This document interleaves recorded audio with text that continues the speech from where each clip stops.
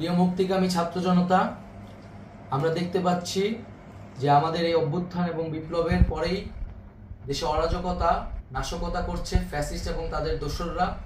আমরা দেখতে পাচ্ছি যে বিভিন্ন জায়গায় এখন গোলাগুলি চলছে, মন্দিরে হামলা হচ্ছে এবং নাশকতা ও লুটপাট করছে।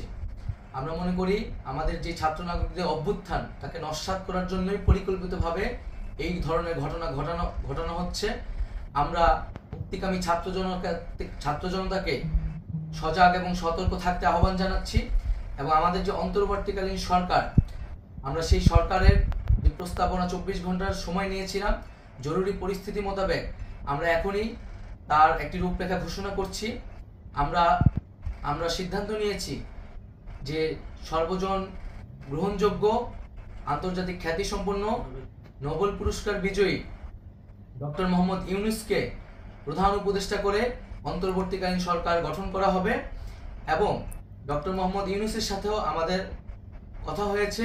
তিনি ছাত্র জনতার আহ্বানে বাংলাদেশকে রক্ষা করতে এই গুরু দায়িত্ব নিতে সম্মত হয়েছে। আমরা সকালের মধ্যেই আমরা এই সরকার গঠনের প্রক্রিয়া দেখতে চাই।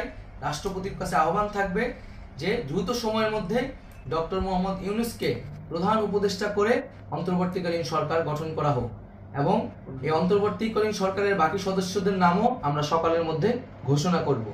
প্রিয় বন্ধুগণ, দেশে যে অরাজকতা চলছে, মানুষের জীবনের নিরাপত্তাহীনতা চলছে, সেজন্য আমরা রাষ্ট্রপতির কাছে আহ্বান জানাচ্ছি দেশে আইন শৃঙ্খলা পরিবেশ ফিরিয়ে আনার জন্য দ্রুত সময়ের মধ্যে কার্যকর ব্যবস্থা নিতে হবে এবং আইন শৃঙ্খলা বাহিনীকে সহযোগিতা করার জন্য মুক্তিকামী ছাত্র জনতাও রাজপথে থাকবে এবং অন্তর্বর্তীকালীন সরকার গঠন না হওয়া পর্যন্ত মুক্তিকামী ছাত্র জনতাকে রাজপথে থেকে তাদের যে অভ্যুত্থান, সেই অভ্যুত্থানকে রক্ষা করতে হবে।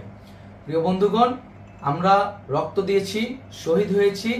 আমাদের যেই প্রতিশ্রুতি একটি নতুন বাংলাদেশ গঠন করার জন্য, সেটিকে আমাদের অবশ্যই বাস্তবায়ন করতে হবে এবং অবশ্যই ছাত্র জনতার প্রস্তাবিত সরকার বাদে কোনো ধরনের সরকার কিন্তু মেনে নেওয়া হবে না। আমরা বলেছি কোনো ধরনের সেনা শাসিত সরকার অথবা সেনা সমর্থিত সরকার অথবা এই ফ্যাসিস্টদের দোসরদের কোনো বিটিম সরকার কিন্তু আমরা মেনে নিব না। কোনো গণবিরোধী সরকারকে মেনে নেওয়া হবে না। ছাত্র জনতার অভ্যুত্থানকারী যে প্রস্তাবিত সরকার, অন্তর্বর্তীকালীন সরকার, যেটা আমরা সিদ্ধান্ত উপনীত হয়েছি ডক্টর মোহাম্মদ ইউনূসকে প্রধান উপদেষ্টা করে এই সরকার গঠন করা হবে, সেই সরকারকেই বাস্তবায়ন করতে হবে অবিলম্বে। আগামীকাল সকাল থেকে সকলকে আহ্বান জানাচ্ছি রাজপথে থাকার জন্য এবং আমাদের যেই সাম্প্রদায়িক সম্প্রীতি এবং রাষ্ট্রীয় সম্পদ রক্ষা কমিটির ঘোষণা হয়েছে বৈষম্যবিরোধী ছাত্র আন্দোলনের নেতৃত্বে, সকল পাড়ায় পাড়ায় এলাকায় এলাকায় সেই কমিটি পাহারায় থাকবে। আমাদের সংখ্যালঘু কমিউনিটিকে আমাদের রক্ষা করতে হবে, রাষ্ট্রীয় সম্পদ এবং এই দেশকে রক্ষা করতে হবে আমাদের।